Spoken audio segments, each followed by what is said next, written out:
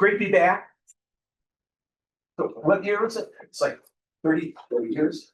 33. 33.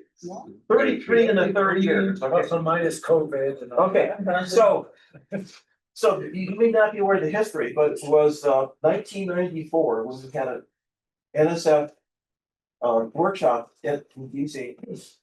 Rodney Douglas, Christoph Koch, and I put a proposal in for this workshop, and I think it was 95 was our first. Yeah, so it's 30 years, yeah. Yeah, 30 years. In any case, we're living through a remarkable era right now. Two major, revolutions are ongoing. AI, has exploded, and this amazing. And we're at the very beginning, right? This is kind of the, it's heading at a very rapid pace. Who knows where? But there's an equally important revolution that has occurred in neuroscience, and it has to do with tools and techniques for recording from large numbers of neurons from large parts of the brain. And we've learned in the last 10 years more than we have in all of previous history. We have a global picture now in a way that was impossible, recording one neuron at a time. Just give one example, and it's related to John's talk. Buell and Weasel recorded from single neurons with the tungsten microlecture that they invented from visual cortex, and they found that properties of single cells were very specific. But there's lots of things in the background was noise, and in fact, if you repeat the same stimulus, you get different spike patterns, right? Well, there's a lot of noise in the brain. Nobody questioned. Well, where's that noise coming from? And it turns out now that we can record from from literally a dozen parts of the brain, from tens of thousands of neurons from each part of the brain, we now know that 60% of all the signals in primary visual cortex are signals having to do with motor systems, with the movements of the face, movements of the body. Primary visual cortex. And in fact, it turns out that the visual component is only about 10%. What that tells us is that our whole conceptual framework is wrong from the 20th century. And so now we're living in this new era where we need a new conceptual framework. Now, down arrow doesn't work. Oh, slide arrow. Right arrow. Right arrow. Right arrow. Right arrow doesn't work. And focus on it. Is it PDF or? Oh, okay. So you have to press it. Okay. It's Okay. Okay. Well, on the top. so quite remarkable. Something that is really something that I could have never predicted when Jeff and I at Johns Hopkins developed some of the early neural network learning algorithms. Right? We couldn't have predicted how it would scale to where we are today. So it was a great surprise when John Hopfield, who's my thesis advisor at Princeton in physics, and Jeff, who I collaborated with on the Boltzmann machine, won the Nobel Prize. Physics. Now, so here's the the history here. Okay, so when Jeff and I developed the Boltzmann machine learning algorithm, we thought for sure that this would win a Nobel Prize, and the reason was that it was unlike backprop. It was a local learning algorithm, only dependent on pre and postsynaptic correlations. It had two phases. One, where you had the inputs and you collect the correlations, and then there's you get rid of the inputs, collect the correlation, subtract the two, and that's it, right? Biologically plausible. Well, we were wrong about, we thought we had figured out how the brain works. Well, we were wrong about that, but it was good enough for a physics Nobel Prize. You're supposed to laugh. But it was really wonderful because it really recognized an enormous shift that's occurred in AI. When we started, it was all symbol processing, logic, rules all the time. But now we're on the same page. There's convergence occurring. And that's basically the generative AI aspect that we have today. Yes. Boltzmann machine actually allows you to do things that hasn't. So, but a Boltzmann machine actually was interesting. It was it wasn't just, it was for multi-layer networks, and it learned probability distributions, Yes. and it was generative. So here's the question I'm going to focus on here is how do brains integrate sensory inputs over hours? Now, you're going to be listening to this lecture, word after word, slide after slide, over an hour, and you'll be thinking about it, relating it to something you already know. Maybe you'll ask a question later. Well, how does the brain do that? And it's not just lectures, it's reading a book. Your eye is going, 3 times a second through it, and you're integrating groups of words, and somehow the words get buffered in the brain somehow, so that at the end you can summarize the story or the paper you're reading. How does the brain do that? We don't know. And that's because almost all the recordings from the brain are done in species where you've trained a monkey, for example, to respond to a stimulus. It takes months to train them. And the response is over in less than a second. Sensory motor. So we know a lot about sensory motor interactions in different parts of the brain. But the problem with what's going on in your brain right now is there's no behavior, right? In other words, at the end, you can close your eyes. There's nothing going on, no motor action, no sensory input. And you can be thinking, how do we relate that? If we don't relate it to something from the outside world, how are we going to understand what's going on in the brain? How do you test that experimentally, right? That's the problem. We have very little data, at least on the neural level. So you saw this picture yesterday from John, and I just want to point out that the focus in the 20th century was on single neurons. Here's the problem.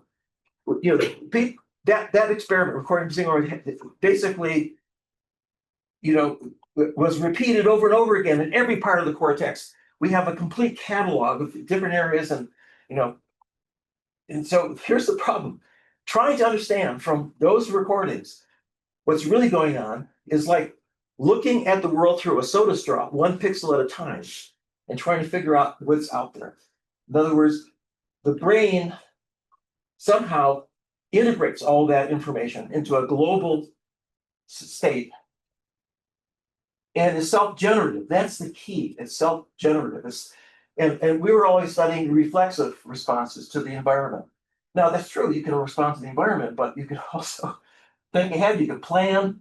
You can worry about something that happened yesterday. I mean, this is like, the brain has this remarkable ability that we don't understand. So we know a lot about different parts of the brain. We know about, this is a reductionist approach. Take it apart into little pieces and then try to understand how to.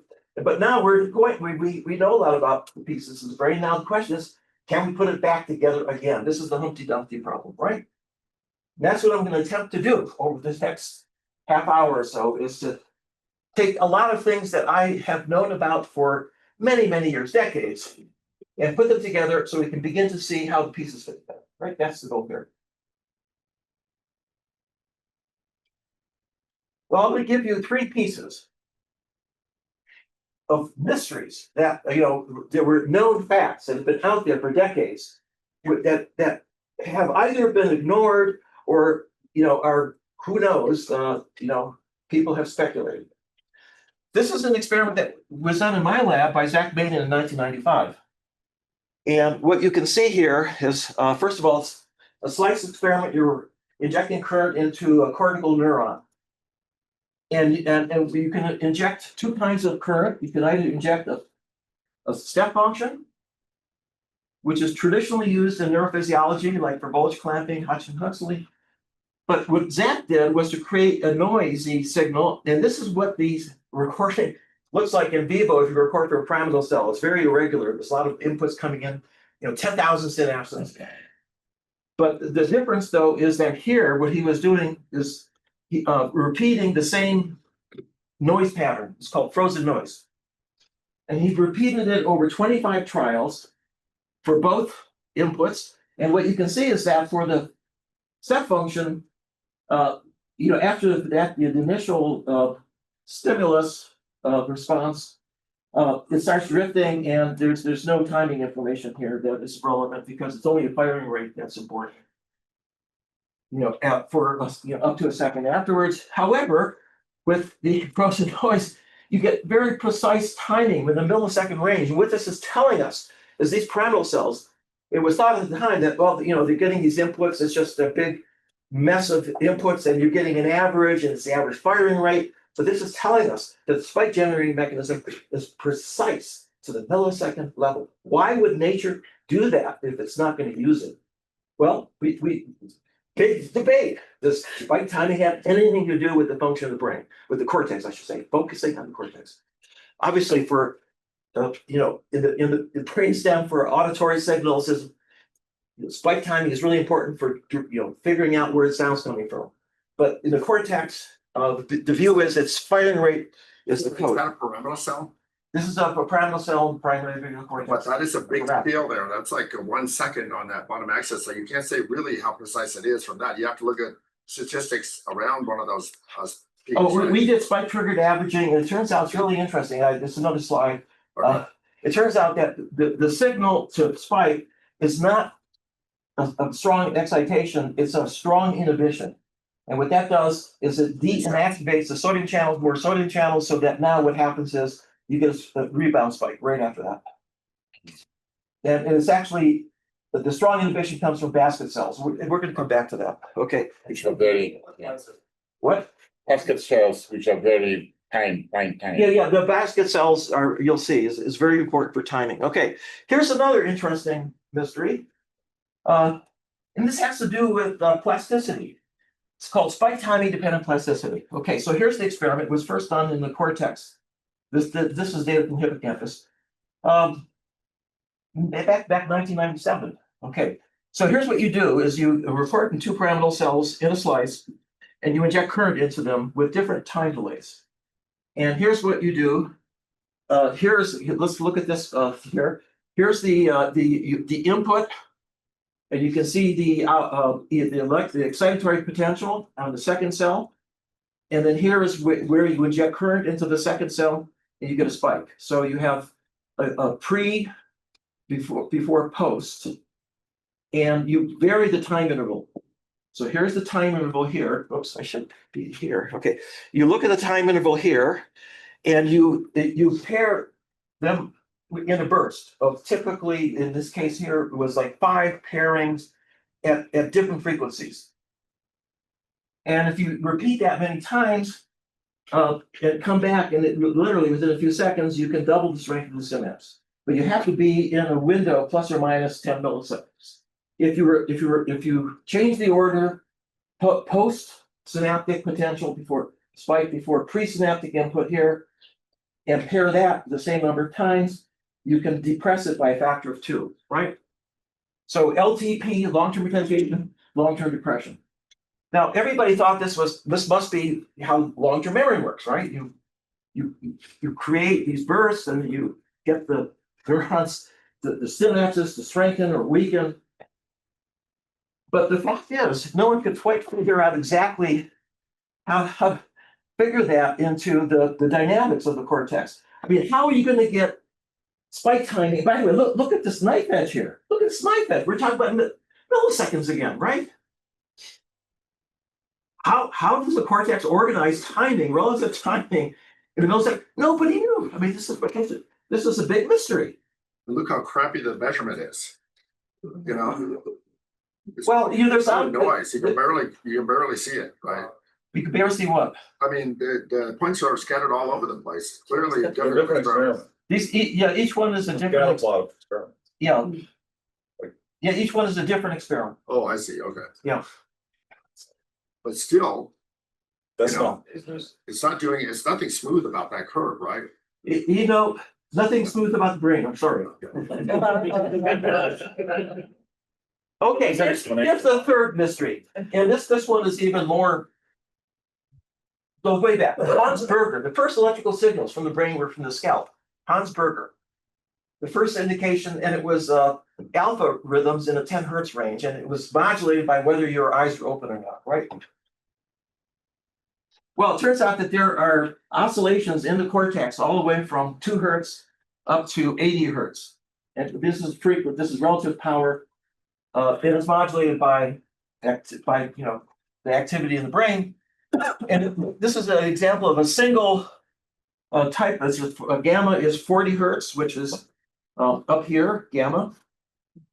And it lasts for about, as you can see, a few hundred milliseconds, maybe 20 cycles. Here's a spectrum. You can see it's around 40 hertz. And it turns out that there are these frequencies walk across a wide range.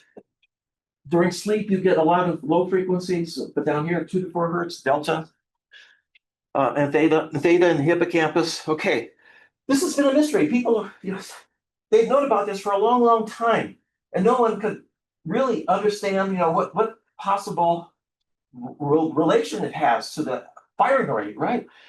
So once I did a lot of modeling of the gamma, and I know it's the basket cell or feedback inhibition to the pyramidal cell that creates these bursts, right?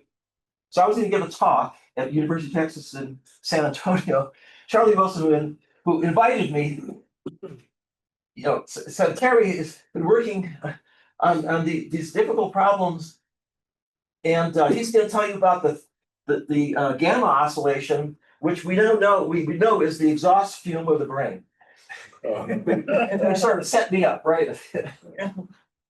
And the reality is that no one really understood what it did, but it had been known actually for quite a while that when you pay attention to something visually, like an object, you get a burst of gamma.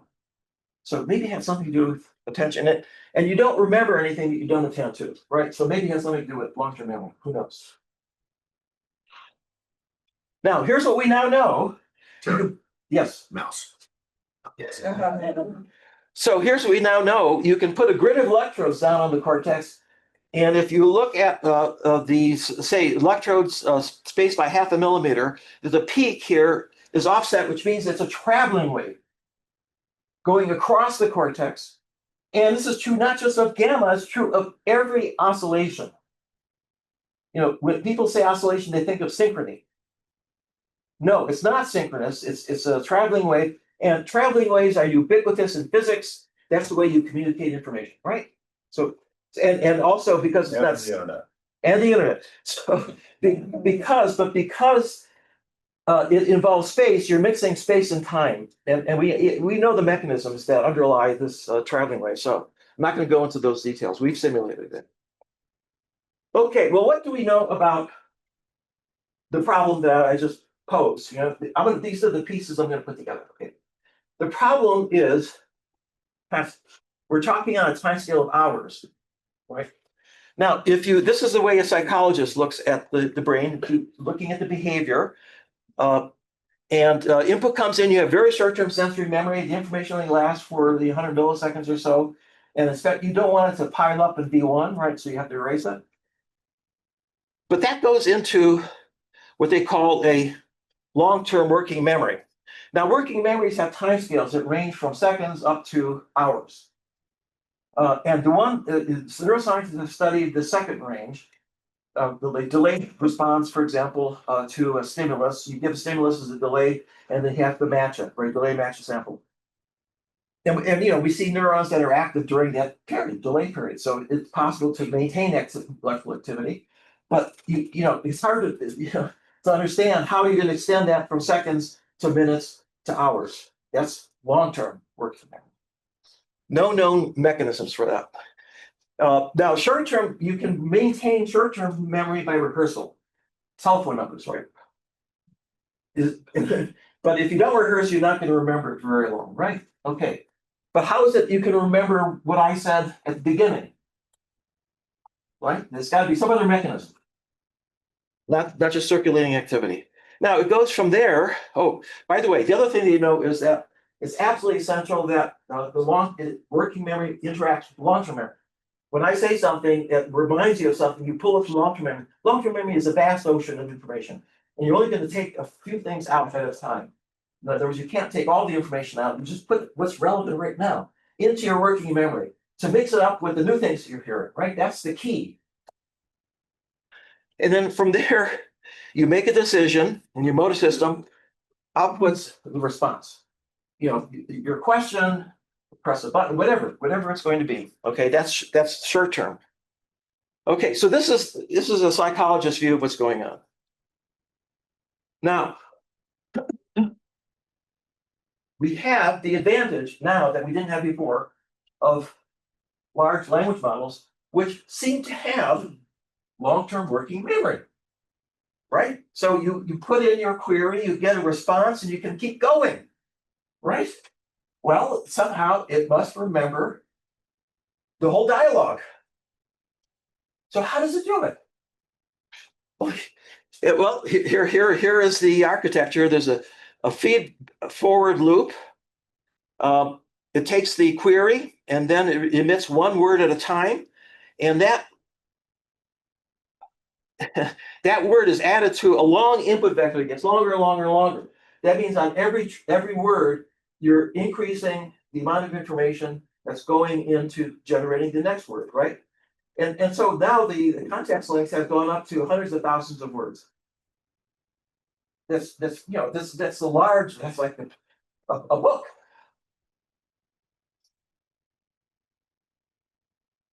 Let's take a closer look to one of these modules. This is each of these layers here. Decoder is a module, and you unpack that. It has two parts. It's a feed-forward network. But what's interesting here is that there is this multi-head self-attention. It's a matrix. You learn the matrix this along with the feed-forward weights, and the matrix is giving you associations between tokens or words that you're learning the associations, so you can attach a pronoun like this to a particular noun, right? And the brain knows how to do that, and it learns how to do that, right? This is the most expensive part of the learning because it's n squared, right? So if you have 100,000, a vector 100,000 long, it's 10 to the 10th, right? So you've got to do something to make it smaller. But now the other thing to notice is that it comes into the attention, but it also goes out and is added to the output from the attention. So it's not going through here. It is being added to the flow of information that's going before it, right? That's interesting.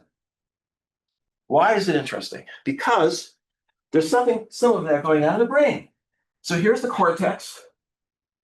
The cortex projects down to the basal ganglia. The basal ganglia is important for remembering sequences of actions in order to get a reward, right? And it automatizes sequences of actions.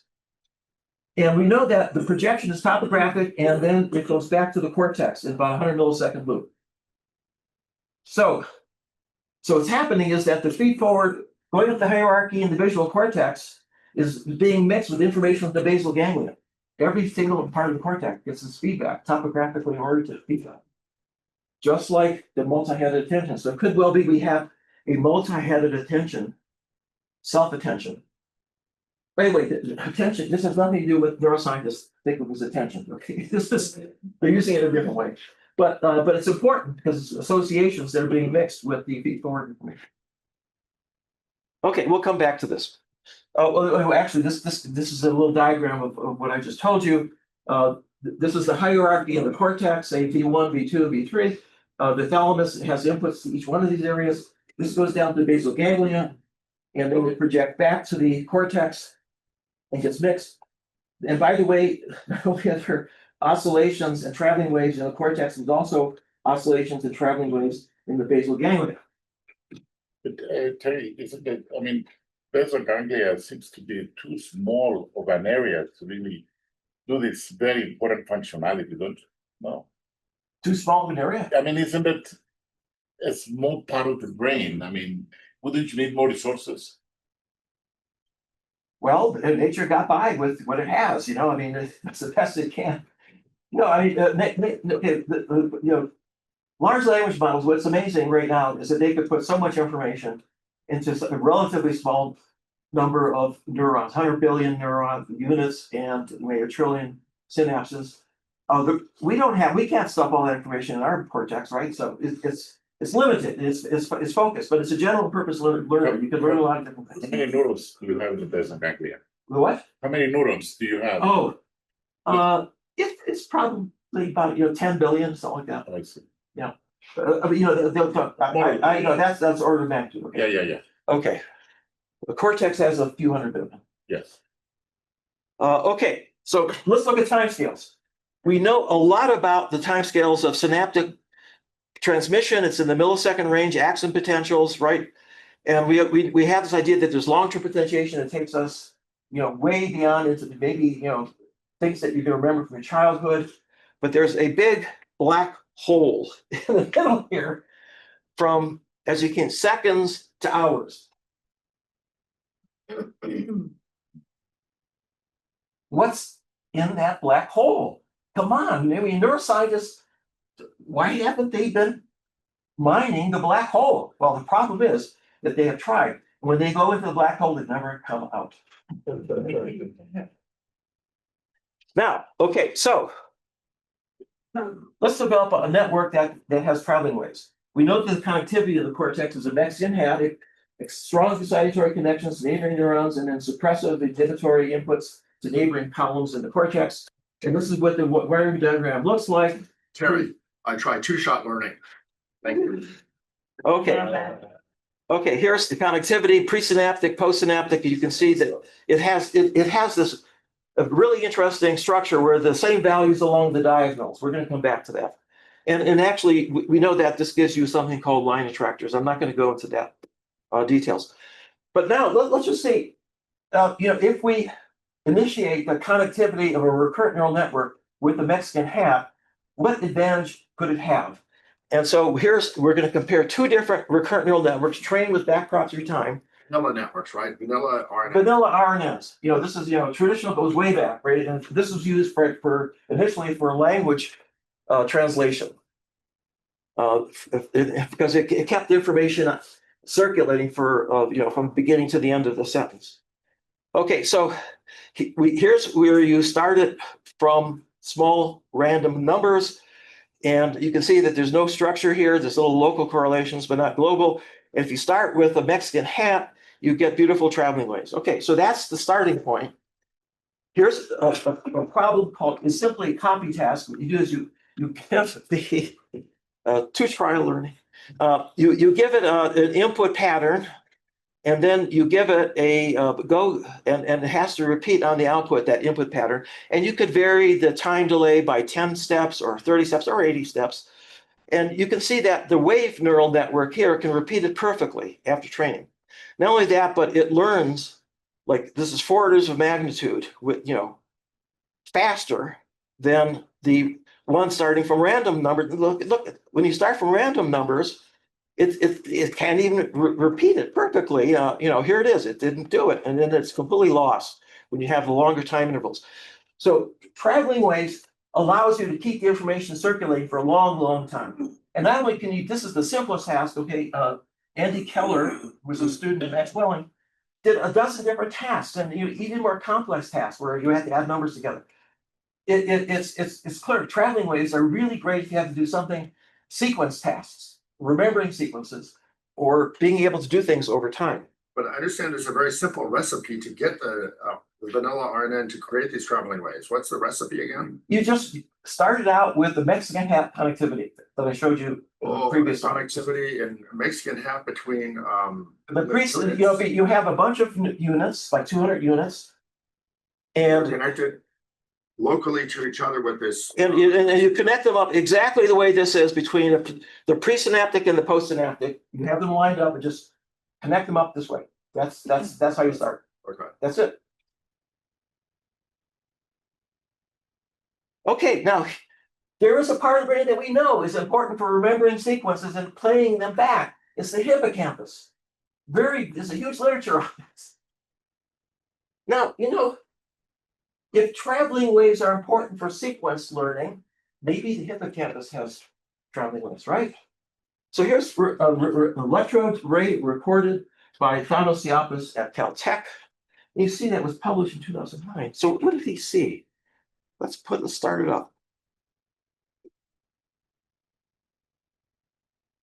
It's false colored, so you can see that the information, the peak is going down from dorsal to ventral.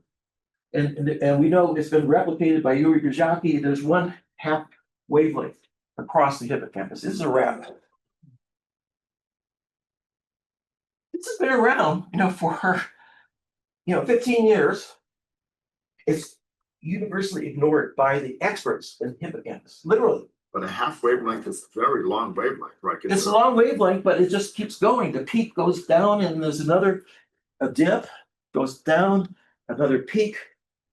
And it does this when the rat is locomoting, exploring the environment. It's remembering the sequence of places it's been.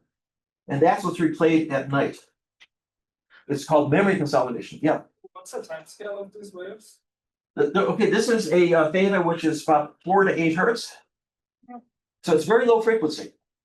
Isn't the assumption that it's replays like the ripples that are much faster? Okay, when it plays back, it plays this kind of sharp wave ripples. It speeds up by a factor of 7 when it plays it back to the cortex at night.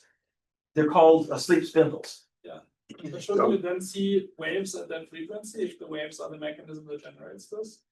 It's thought to, at night, the hippocampus becomes during the day, the hippocampus is taking information from the cortex. At night, it's giving back to the cortex. And it's these sharp wave ripples that produce this summary of what happened during the day, your experiences, into the cortex. And the cortex now goes through complicated stages that integrates the new information into the old. But that's another lecture, okay? But it crosses the whole hippocampus in a quarter second or an eighth of a second. That's pretty fast, I think. A quarter second across the whole hippocampus. Who knows? I mean, I know with the fast. Does the 4 hertz match the behavioral scale? In this case, locomotion. If you were doing something else, it would be different. Well, it's pretty consistent across animals and species. I see. But look, we can. I know a lot about this. Okay, so we can discuss a lot of this later. There's a lot of really interesting things to be said. Okay, now what about attention? Okay, I said that it's very expensive. It's a matrix, n squared. It forms associations, and this is the key concept: is that in order to be able to understand a word coming in, you have to know the temporal context, words that came before it, in order to be able to predict the next word, right? Transformer basically is trained to predict the next word. That's it. And it has to form an internal representation of the semantics in order to be able to do that. Okay, so the question is, can we replace the matrix with something with fewer parameters that does the same job? And the answer is yes. State space models. State space models go way back in engineering. You're all familiar with this: control theory, signal processing, right? Kalman filters. Now, it turns out that, and here we have the input coming in, and then there's this matrix A. The question is, what are you going to use? Let's put a state space model into the network. Here you go. You put the state space model in, but now you put in connectivity that looks like the Mexican hat. Okay? And here's what you find. You find is, and I'm not going to go into this in any detail, here the rows are different models ranging from 100 million parameters to 2 billion. And then here are all the tasks. And then the bold is the model that does the best compared to the traditional models that are used now for large language models, GPT, so forth. And you can see that the Mamba, this is Christopher Wray at Stanford, in his group, it does better than all the rest, or at least it's good. Now the beauty is, because it's only n parameters, right? That diagonal has n parameters. It trains a lot faster, and inference is a lot faster. This is a real benefit if you have you're trying to train and use it over and over again for inference. So now the thing is that Christopher Wray never knew that there's a traveling wave. They never looked until Andy Keller here in about 2 or 3 years ago, when he was here, looked into it. And sure enough, it's a traveling wave. You know, it's about the mind. You know, he didn't know this.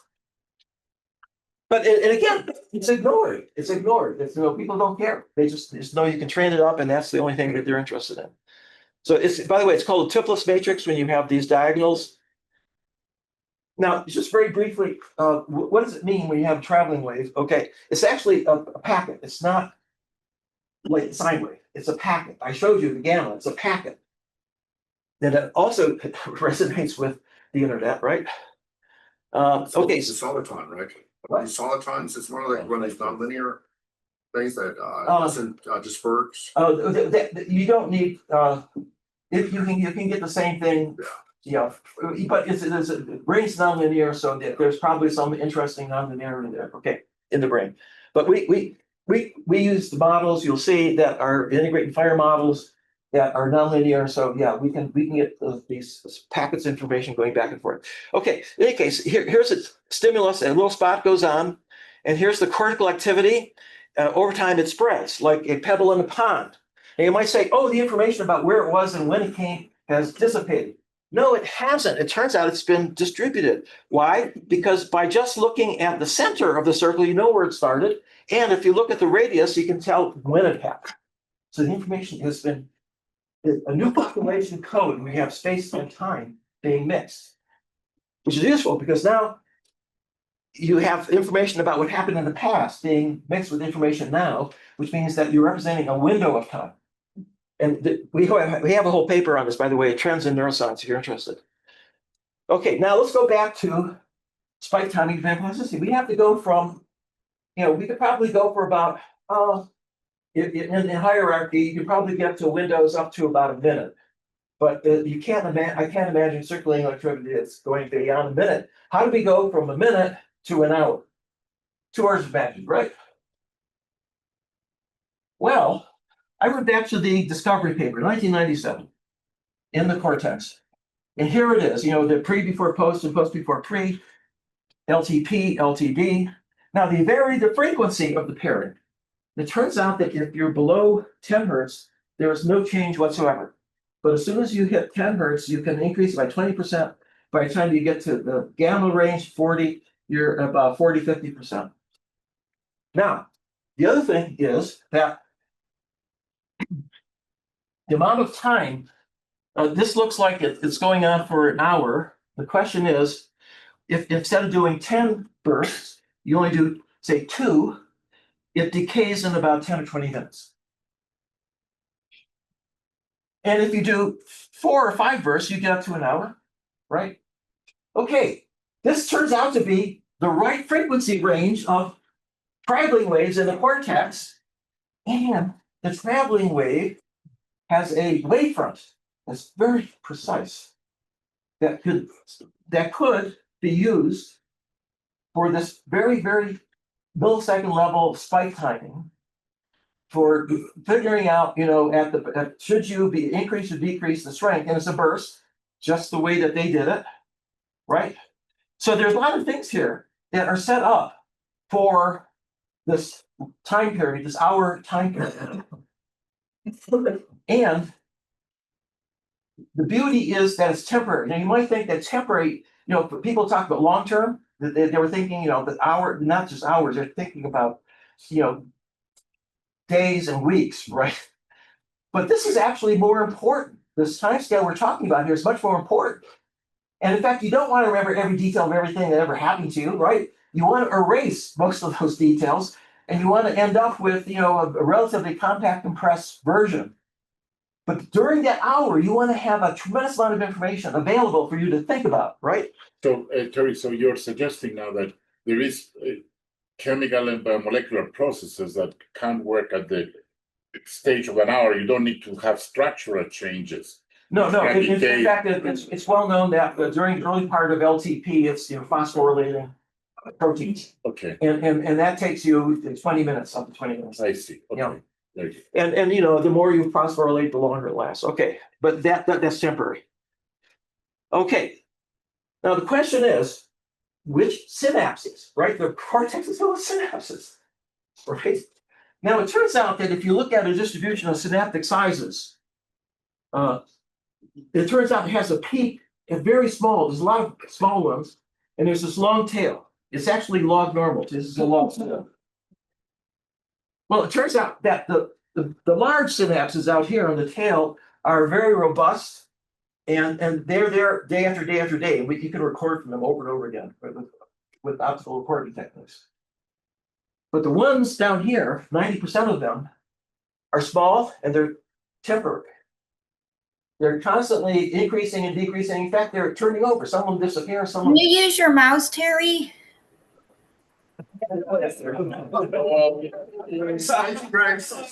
Right, okay.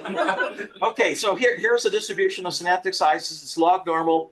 90% are small. 90%. But I'm just turning down the volume. Thank you for that. Okay, 90% are small.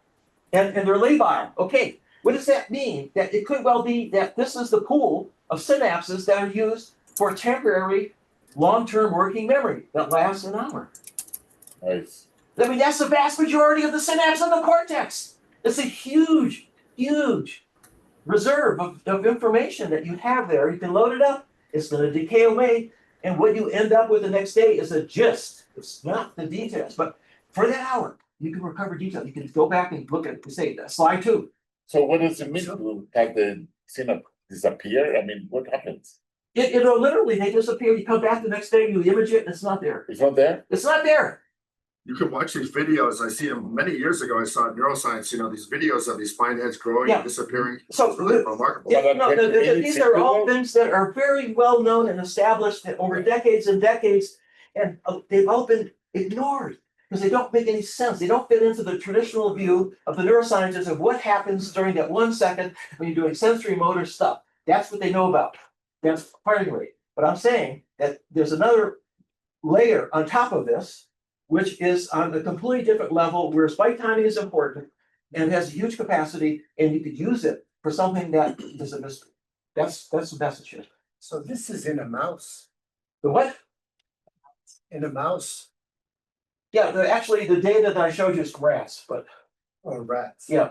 Presumably humans would have different distributions that would reflect. Oh, no, you mean that this distribution is universal across all mammals. Yeah, so it doesn't correlate with the time scale of our memory, which obviously is much stronger in human than a mouse. Oh, okay, so look, we can go into this, but it turns out that if you do a learning experiment, you find increases in the synapses, new synapses are formed, and it's related to the learning in the motor cortex. Okay, so all this fits together. Okay, I just don't have time to tell you all the pieces. Okay, so here's the model that we developed. It's a Mexican hat model. Sure. What? I'm sorry. It's a Mexican hat connectivity in a ring. And they're spiking neurons in rate and fire. And here's what it looks like when you look at the activity inside the neurons in the ring. You get these beautiful, they're sparse traveling waves. Only a few percent, maybe 4 5% of the neurons are spiking when the wave goes by. But it goes in both directions because it's bilaterally symmetric. And this is really the way the cortex, the waves in the cortex are sparse. They're not dense like you find in epilepsy, where you have all the neurons active at the same time. But that's good. It turns out sparsity is really good. You save on energy, and that's all you need in order to get the information across. This is what it looks like if you're in a 2-dimensional array, and only a few percent of the neurons, the ones in blue, are actually active when the wave goes by. So you can see that the sparsity is very important. Now, I'm running out of time. Let me cut to the chase. I think that what we're looking at is a substrate for thinking. So I actually have it's called the Transmitter. It's a website for the Science Foundation. They asked me to write a little essay for the public. The title is Thinking About Thinking. Okay.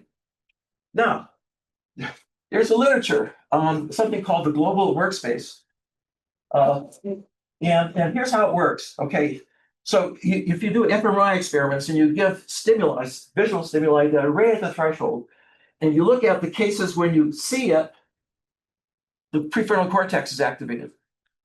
If you don't perceive it, even though the signal's there in V1, very little of it gets through. So that tells you the prefrontal cortex is important for perception. But now what happens is, it turns out that this is all feed-forward stuff, but there's feedback connections. They go from the front of the brain to the back of the brain.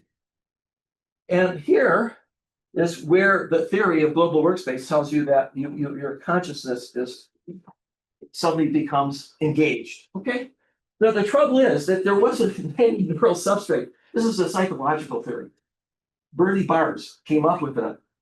And it's a leading model for consciousness, but it basically has no biological real mechanism underlying it. But maybe we have one now. And we can experimentally test it.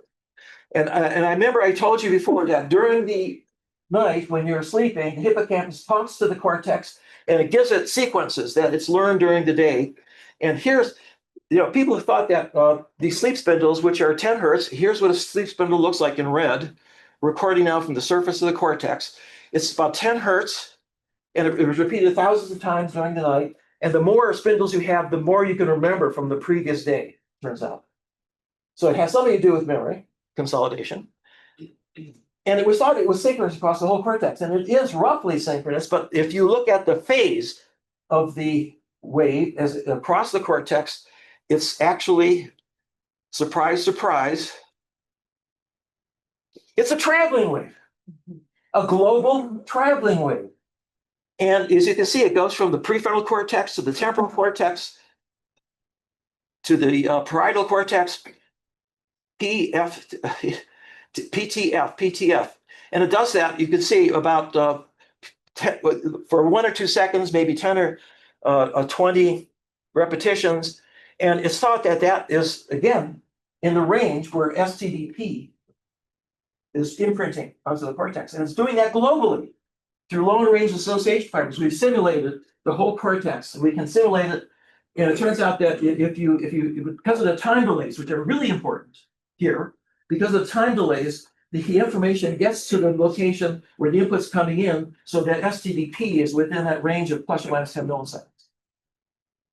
So it's all beginning to fit together. I think this is. And so this is really how one would think about making associations in sequences. Yes, associations and sequences, and organizing information across the cortex with these long-range association fibers are called. Okay. So that when you meet somebody new, and you have the information stored in the visual, the face, and then there's another place where the auditory information is stored, and another place where the context is stored, and somehow you got to connect those up if you want to remember the person's and the name. If you want to remember who it was that you met previously, right, the next day.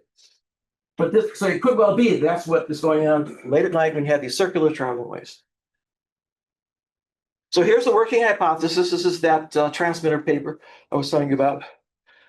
2 layers of cortical processing. The fast sensory motor processing is what we know the most about, right? That's the reflexive stuff, less than a second. Long-term working memory it's a 2-step process. We think it's induced by traveling waves, but then it lasts for hours when it triggers STDPs. And spike timing. So the second layer is using spike timing, according to this hypothesis. And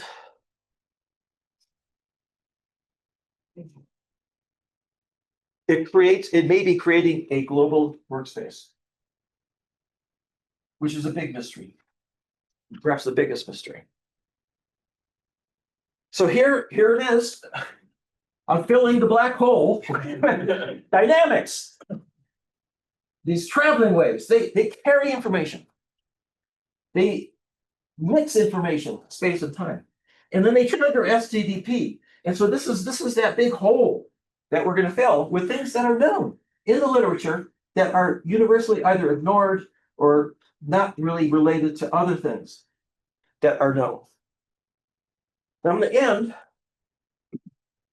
with a look into the brain of a monkey. This monkey lives in the jungle and it gets hungry, right? We're talking about behavior, real behavior now, the real world. We're not talking about training a monkey for 2 months, putting them in a chair and teaching them to respond instantaneously to a flashing stimulus that's up there briefly, right? That's the way, oh, and not just monkeys, it's rats too. The rats have to do the same thing and press a button. Okay, this monkey. Okay, what does it do? It's hungry. So the monkey starts thinking, where should I go? Where's the place to find food? Right? And it's self-generated activity. This is not the stimulus coming from the environment necessarily. It knows where it is, but it has to come up with a plan. Right? That's the thing. But suddenly it comes across a prey. Ooh, crab legs, yummy, yummy. Within 100 milliseconds, the entire visual cortex in the hierarchy is activated. It takes 100 milliseconds, and now the monkey is primed because it knows that this is a good food, and the visual cortex reports to the rest of the brain. He picks up the prey, and now he has to decide what to do with it. Can you just say this again? The self-generated activity did what? Because the stimulus came and then things happened. Well, okay. There's no stimulus, man. What was? No. Here's what this is something psychologists actually know a lot about this. Okay, is that when you plan something, you prepare your motor system for an action, and basically as soon as you see what you're looking for, it triggers that action really fast. And this goes back, actually, it turns out this is already was done. Mircea Seria, I collaborated with Mircea for 15 years, 30 papers on sleep, just on sleep. And his boss, Bremer, Belgium, did this experiment where there was a cat recording from parietal cortex in the cat, and the cat was looking at a mouse behind a piece of cardboard. And the cat was just ready for this. And the moment that the mouse appeared, it just got him. And there was a burst of gamma in the parietal cortex. Right? Traveling waves. We now know it's traveling waves. But the thing is that But that happened as announced or as not before. The plan. Okay, I should say that I gave you the fast version. It turns out, in addition to the stimulus invoked traveling waves, there's spontaneous traveling waves. In other words, when you're thinking without a sensory stimulus, you can still generate these traveling waves, and that's where we're probably uncovering things from the long-term memory store to use for your plan. Might do. Right. Okay. So there's a lot of complexity here that I'm. So it's like planning life. Life. What your life is gonna be. Planning your future. You know, I mean, when you Well, I've learned through experience that life is what happens to you when you're planning to do something else. But yes, I think that you can usually plan what you're going to do that later this afternoon, or tomorrow, or the next week. Yes. or is it handy to look for something to eat? Oh yeah, let's go to the restaurant. Yeah. Something yummy. Right. Okay, so that is it. Thank you.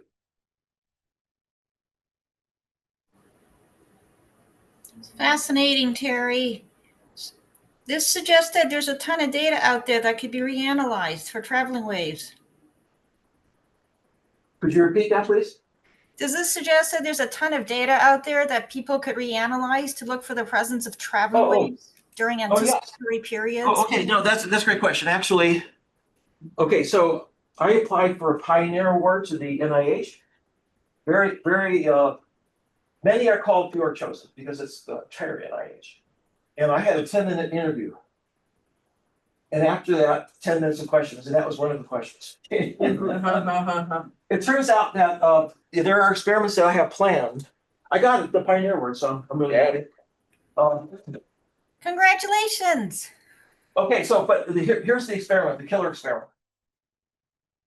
What you got to do is to disable the traveling waves and show that it selectively interferes with long-term working memory. I see. And so you could do that with in mice, by manipulating genes for specific neuron types, like the basket cells that we know are responsible for generating gamma, right? So by titrating that, we could probably do it. There's also drugs like ketamine that also have a similar effect. It's a dirty drug. It's now used for depression. But in any case, yeah, there's a lot of experiments can be done now. In terms of data that already exists, there's a ton of data on traveling waves, hundreds of papers. So when in this, we have this TIMS paper, actually this is even before the TIMS paper. Back in 2018, Lyle Muller, who was the one who did the analysis of the sleep spindles, we went and did a literature search. Okay, is this something unique in sleep? No, it turns out that there's hundreds of papers out there that report traveling waves in every part of the cortex and every frequency band. And these papers are known, like the hippocampus papers. They know about it, but basically it's ignored. And it's ignored because it doesn't fit into their conceptual framework. They don't need it for the kinds of experiments that they're designing, right? And no known function. Why should I be concerned about it? But now, in fact, and there are a few labs now that are going back and going over their old data. Let's see, in prefrontal cortex, for example, let's see, what's his name in MIT? Hollow? What? Jim DiCarlo? Jim DiCarlo? No. He works on prefrontal cortex. Miller. Miller, Yeah. right. Okay, so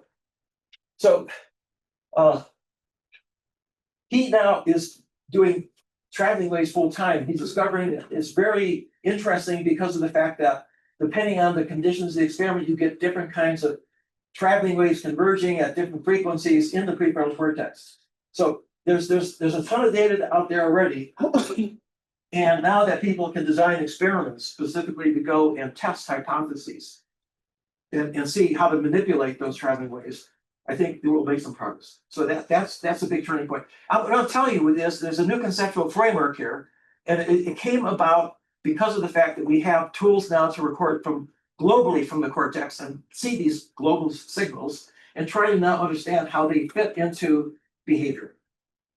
We have to stop now. We got, it's an upcoming event that has to start at 11. Oh, yeah, okay. It must start, and we have a couple of announcements before that. Thank you, Jerry. Okay, very good. Thank you.